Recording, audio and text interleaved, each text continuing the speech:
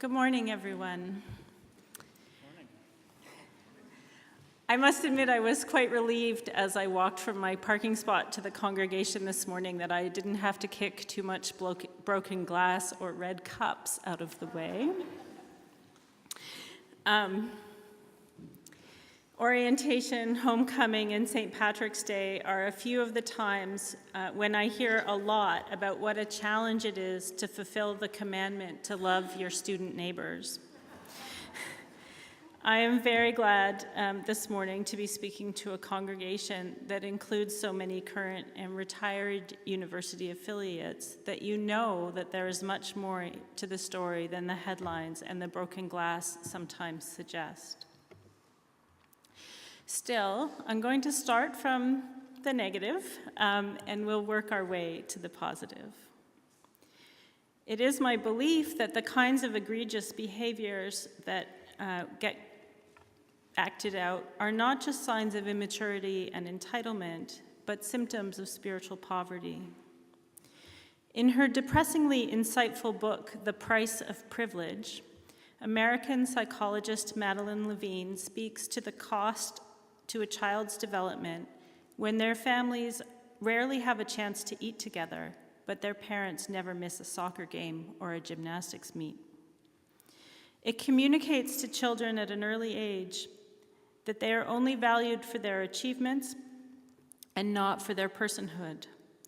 A culture that limits family interaction to the realm of achievement tells children that they are not someone for their parents to know and be in relationship with, so much as they are trophies for their parents to trot out and brag about. Accomplished children can be treated as objects and status symbols rather than acknowledged for their value as human beings. And this makes it difficult for them to acknowledge the humanity of others. It is not true of all students from wealthy backgrounds, but we do see some of these repercussions on our campus. For a while, I had an office promotional poster that asked the question, "Full wallet, empty heart?" The response was painful to observe as students arrived in the office, having been quite simply pierced by the question.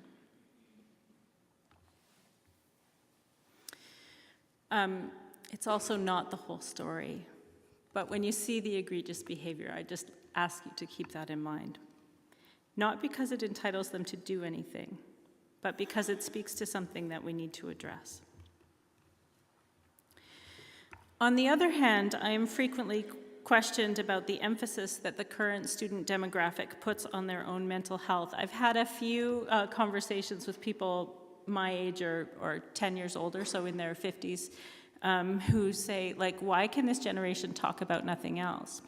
First, it's not true. They talk about all kinds of things, but they do talk about their mental health in a way that their elders have not. There are several reasons for this.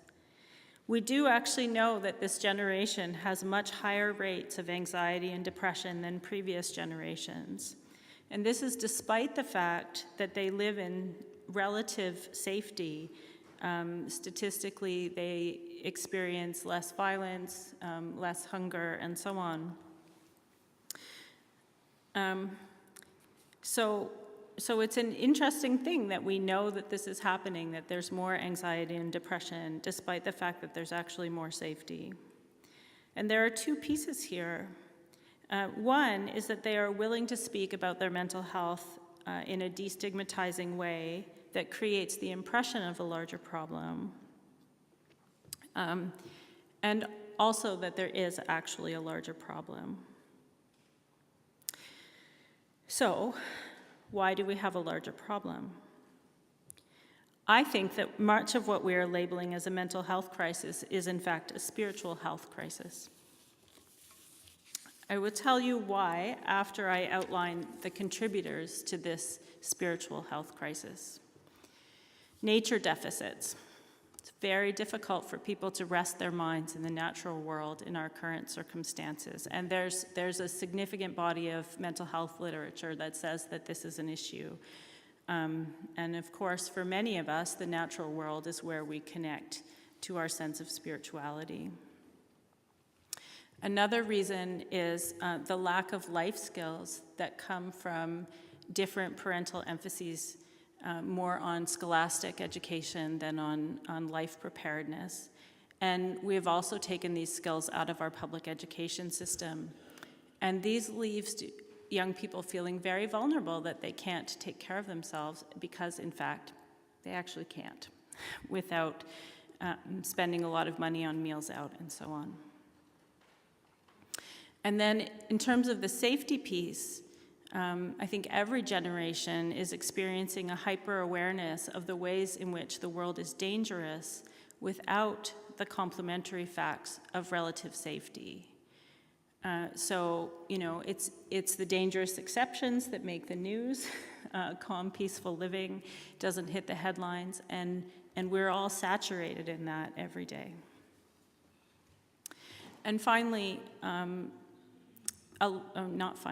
another significant impact, and this is a thing I'm very concerned about and that my ministry is very focused on, is the lack of intergenerational contact outside of the family, which compounds a cultural divide between so-called digital natives, those who have grown up with technology in their lives from before they can remember. And digital natives also have typically been raised in a more pluralistic society and are accustomed to operating across differences, while their elders remember life before digitization and predominantly grew up in mono-ethnic societies. And this creates all kinds of cultural clash that makes it difficult to communicate across generations. Young people are also facing a sense of overwhelm and powerlessness in the face of environmental degradation and immense public and private debt. And finally, while it is said that this is the least religious generation in history, there are some nuances to look at in the picture. First, those who identify as religious are most likely to be conservative in their religiosity. I think this is really important when churches are thinking about what they have to offer. Catholic orders that are growing are the ones that wear the most conservative religious garb. Churches that are growing are the ones that offer the strictest framework for life.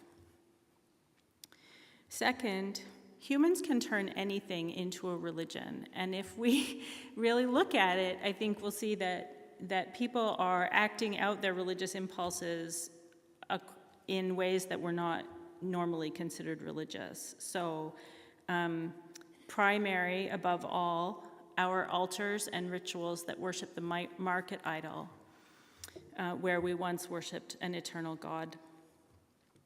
This is contributing to environmental destruction and financial difficulties and seems likely to be our undoing, much like the rituals of the people of Easter Island. The emphasis on newer, bigger, and better leads us not only into stressful debt, but it also into dissatisfaction with our relationships. We also see fundamentalist expressions of things like dietary practices such as veganism and political ideologies where we're not willing to communicate across difference and nuance. Many old and young alike have replaced the idea of a permanent God with the temporary comforts granted by the market idol, or the structure provided by an absolute belief in a political system. All of this, of course, will be ultimately found wanting in the face of life's complexities and our need as human beings for deep, substantial, and sustaining relationships. I want to be clear that I am distinguishing between poor mental health and acute mental illness. Mental illness may have spiritual features, but I'm not talking about something like schizophrenia or bipolar disorder or anything that has a degree of distress which clearly requires medical model interventions. I'm talking about the amazing rates of anxiety and depression that we are seeing in young people. So often students will actually come to my office and say, They want to give me antidepressants, but I feel strongly that what I'm experiencing is more existential. It's a question of meaning and purpose rather than something that can be fixed with a medical model intervention. And I think the fact that people are able to name that, again, creates an amazing ministry opportunity for those who share the concern. Young people need something much deeper than Netflix binging and keggers. And here's how we know that it is spiritual illness.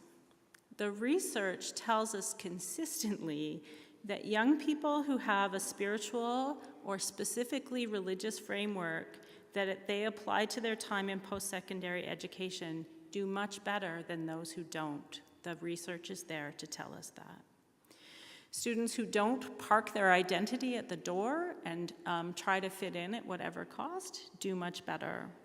Students who have religious practices have much better grades, better identity development, less anxiety and depression, and even when they've been diagnosed with a clinical problem, they've been shown to have better coping.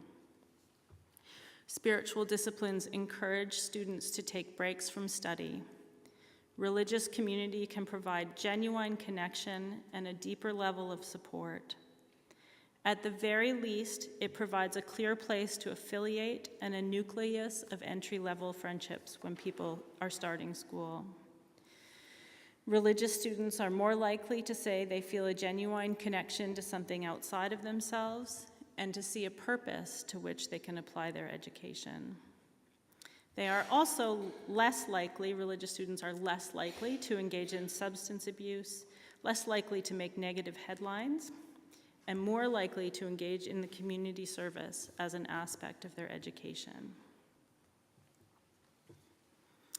So what can adult neighbors of these sometimes unlovely, but mostly lovely creatures do to meet their spiritual needs? Above all, remember the current difficulties are a shared responsibility. Human beings learn what we live.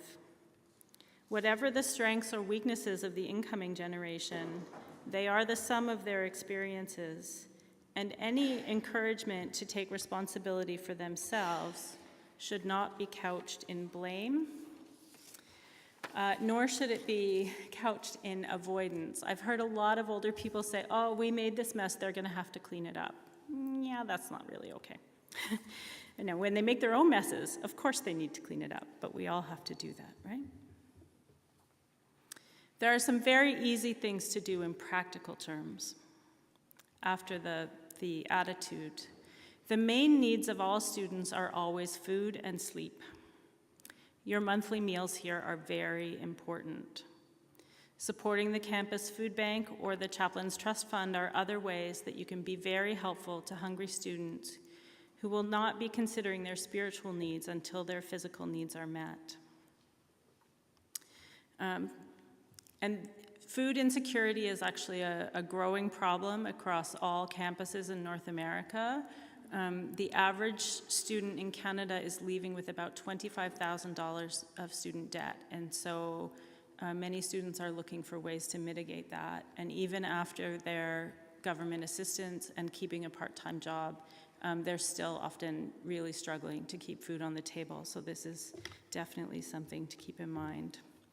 Right now in Kingston, following issues with occupancy permits for a private development on Princess Street, some of you may have seen this in the news, we have a number of students who are couch surfing and unable to find safe housing.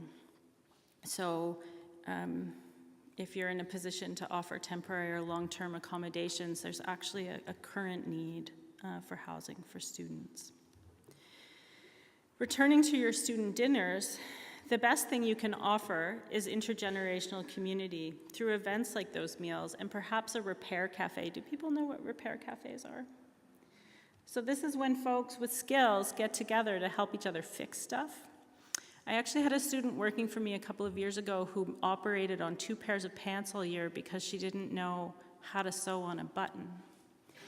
And she was like waiting to go home. And then I said, you know, there's a needle and thread in my desk drawer, like bring them in tomorrow and we'll just take care of that, right? Some families have placed so much emphasis on academic achievement that they have completely neglected teaching their kids how to cook or sew a button or any of those things. And imagine what that does to your anxiety level if you can't solve a simple problem like that. So meals, repair cafes. We have a program called Cooking with Grandmas and a complimentary vegan version called Cooking with Kingstonians that teaches students how to batch cook and provides opportunities for community. And this has been a really powerful ministry, particularly to international students.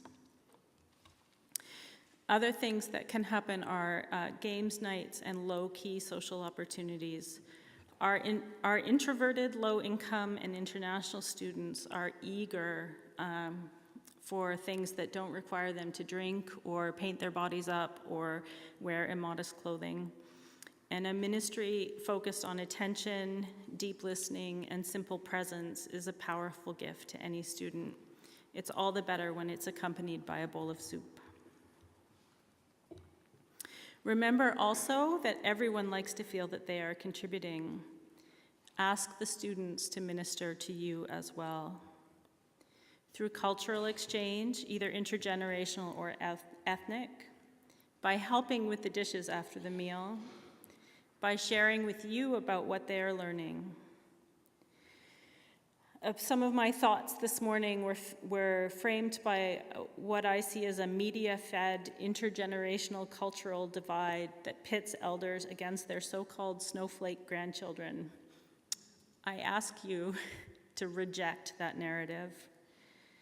Listen deeply so that they can also listen to you.